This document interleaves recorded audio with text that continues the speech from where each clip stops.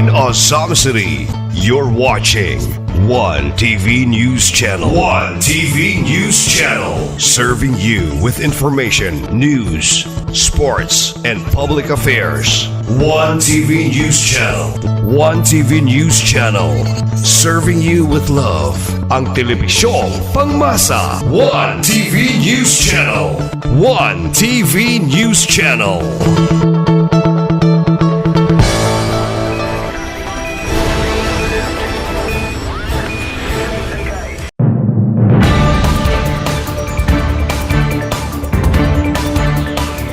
Ang One TV News Channel matod kaninyo sa nagpungasi ng mga balita sa One TV Patrol. One TV Patrol. Dinhi inyong masayran ang mga panghitabo sa atong palibot ug kasikbit nga mga lungsod ug probinsya sa Misamis Occidental. One TV Patrol. Kini ang One TV Patrol. One TV Patrol. One TV Patrol. Ug karon aniya na ang inyong alagad. One TV Patrol. One TV Patrol. One TV Patrol. Higala, kumusta? Ako si Adoni Desina, ang mautod-usab kaninyo sa mga balita sa One TV Patrol. Una, saluhan sa itong mga balita.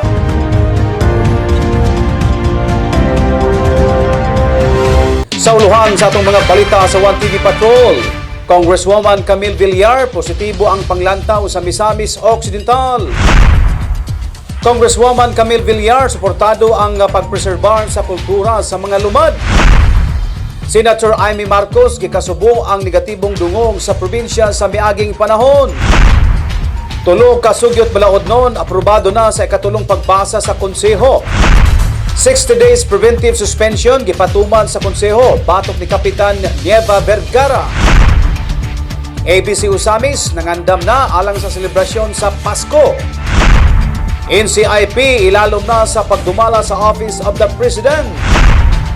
Lungsod sa Tudela, makabato na o modernong municipal building.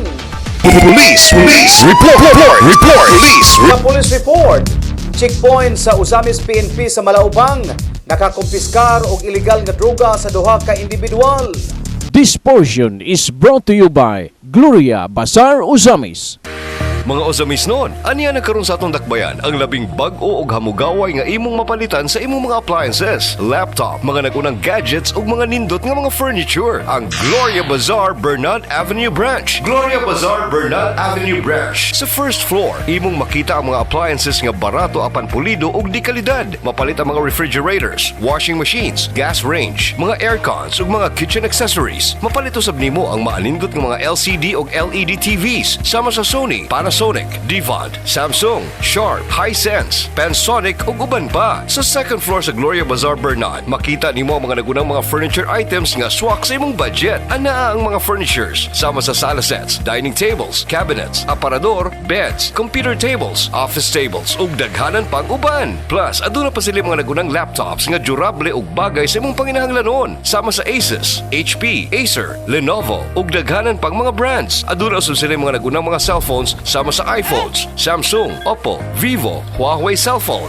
Realme ug uban pa. Aduna usab sila mga computers and computer accessories alang kanimo. Kining tanan mamahimong mapalit pinaagi sa cash o baka sa easy installment plans upon approved application. Ug dili lang kay kana, aduna usab sila humugaway nga parking area at bang silang building luyo sa Jollibee drive-thru. Gloria Bazaar Don Anselmo Bernard Avenue Branch, the newest and the most convenient store in Azam City. Opening hours from Monday to Saturday from 8:30 a.m. to 5:30 p.m. Alang sa dugang kasayuran, pakikita ilang ang ilang store manager nga si Miss Genevieve Digamo. Matawag sa mobile number 0930-255-3231 ug adunay landline number area code 088, telephone number 521-7961. Gloria Bazaar Bernard. Easify your life. Sa Gloria, way sama. Basta Gloria Bazaar, sikat ka! Bisitahi usab ang Gloria Bazaar Rizal Avenue Branch, Azam City. One TV Patrol. Sa detalye, Congresswoman Camille Villar, positibo ang panglantaw sa Misamis Occidental. Dako og potensyal ang Misamis Occidental nga mahimong key player sa ekonomiya sa tibuok rehiyon 10. Kini ang panglantaw ni senatorial aspirant Las Piñas Lone District Representative Camille Villar sa kahimtang sa probinsya sa Misamis Occidental. Nagkanayon ang kongresista nga ang mga kalambuan nga nihitabo karon sa probinsya o nang tikang kini alang sa pagbuka sa ganghaan sa mga nagadiyang kaayuhan nga mahitabo pohon sa probinsya. Pipila niini ang kontrolado nga peace and order sa probinsya, pagkadeklarang nga insurgency-free, ang hingpit nga katumanan sa Pengelby Bridge o mga proyektong infrastruktura nga nahitabo ilalom sa Asenso Administration. Nagtuo siya nga sa dili madugay inanay musulod niini ang mga dagkong investor nga mupahimutang og mubutang og mga negosyo gumikan kay ang probinsya potensyal sa mga nakadiyang industriya labi na sa turismo. Dili bag-o ni Deputy Speaker Camille Villar ang Misamis Occidental gumikan kay sulod o gawas na siya kanunay sa Misamis Occidental gumikan kay aduna sila'y dakong negosyo dinhi usa na ang real estate business ang Camellia Home. So talagang whether it is in public service or in the private sector, talagang napaka-close sa puso namin ang Misamis Occidental at talagang naniniwala kami na lalong aasenso dito, lalong gaganda dito. Siyempre, under the leadership of Governor Henry Omenal and our whole local government here. And of course, siyempre, pagpatuloy natin ang suporta sa mga proyekto na mas lalong magpapaganda ng inyong lalawigan. In fact, one of the things that my brother, Senator Mark Villar, is most proud of in his career is that they started the Pangil Bay Bridge. When he was the Secretary of Public Works, he began this project. I believe it's the longest sea crossing project bridge in Mindanao. It's about 3 kilometers, and every time I tell him na pupunta siya sa Misamis Occidental ay talagang napakasaya niya kasi naniwala siya na it's one of the projects that he is most proud of. He knows that it helps both provinces and the whole of Mindanao. From 2.5 hours, nagiging 7 minutes na lang yung biyahe. So yung mga goods natin, yung commerce natin, talagang mas mapapabuti. And he's so very proud. And so talagang mahal na mahal niya po ang mga taga-Miss Oc at talagang para sa amin, pamilya na po kayo lahat. TV Patrol. Congresswoman Camille Villar, suportado ang pagpreserbar sa kultura sa mga lumad. Nipadangat sa iyang madasigong pagdayeg si senatorial aspirant Deputy Speaker Camille Villar sa 3rd Grand Pirangat Festival nga gitapo sa Kapitolyo ni atong Nobyembre 9. Nagkanayon si Las Piñas Lone District Representative Camille Villar nga kinahanglang hangtod sa hangtod mapabilin og mapreserbar ang kultura o tradisyon sa indigenous people community dili lang sa Misamis Occidental apan sa tibok nasud. Gamikan kay utang kabubuton sa mga katigulangan ang kun unsa ang atong kahimtang karon og dako og papel ang mga opisyalis o katawhan aron ipahibalo og ipaambit ngadto sa mga bag-ong henerasyon ang partisipasyon sa mga lumad. Gihimong panag-ingna ni Deputy Speaker Camille Villar ang mga nasud nga sikat sa tourism industry labi na sa Southeast Asia nga ang turismo ug ang kultura sa mga IP gikuyog og milambo gayod ang ilang turismo gawas nga na-preserbar ang mga tribal community.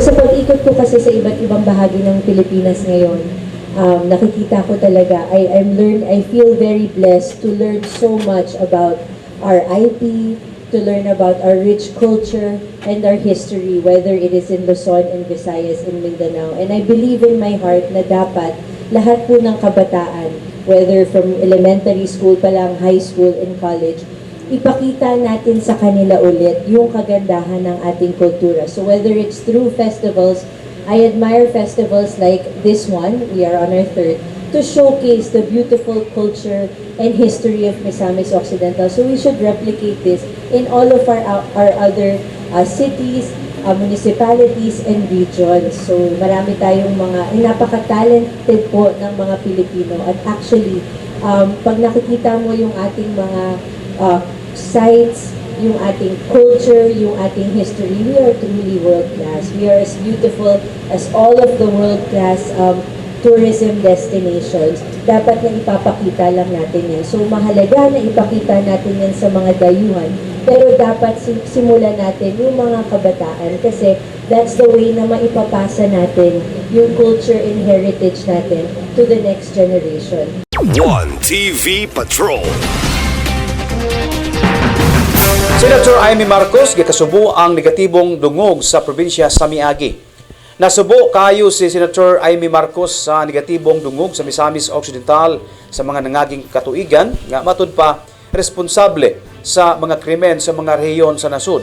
Matud pa niya nga tinuod adunay mga individual gikan sa probinsya nga mihimo og mga dautan sa mga syudad apan pipila lang kini sila og mayorya paghapon ang mga misamisnon nga law-abiding citizen o adunay kahadlok sa Ginoo. Apan angay masayran sa tanan matud pa ni Senator Amy Marcos nga ang mga krimen nga nahitabo sa Metro Manila buhat kini sa mga notorious nga grupo nga taga Manila mismo. Alang kaniya sa dakong kalambuan nga nahitabo sa Misamis Occidental ilalom sa liderato sa Asenso Administration, wala nay luna ang mga negatibong dungog sa probinsya. Sama sa ubang probinsya o syudad aduna gayoy mga individual o grupo nga nahigugma sa pagbuhat og illegal. Apan gumikan sa kaaktibo sa mga local official sa pagsanta niini, nagbalampuson ang kampanya batog sa kriminalidad o illegal nga droga o mao kini ang nahitabo karon sa Misamis Occidental. Dugang pa ni Senator Amy Marcos. Yes, unang-una talaga naman kinahanglan ay balik na rin natin itong reputasyon pag sinamay o sa amis misok. Ang nababalitaan sa Manila, gulo, draft, sindikato, murder. Huwag naman ganoon, tapos na yon.